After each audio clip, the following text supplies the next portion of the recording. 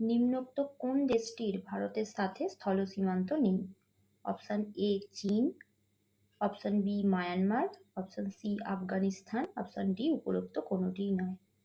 তো অ্যান্সার হবে option D উপরোক্ত কোনোটিই নয়। কারণ চীন, মায়ানমার, আফগানিস্তান এই তিনটি দেশের সাথেই ভারতের স্থল সীমান্ত আছে। ভারতের মোট 7টা দেশের সাথে স্থল সীমান্ত আছে।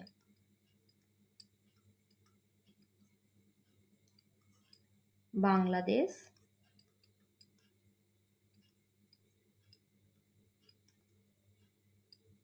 পাকিস্তান,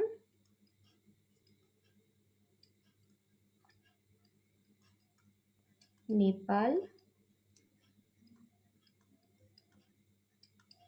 ভুটান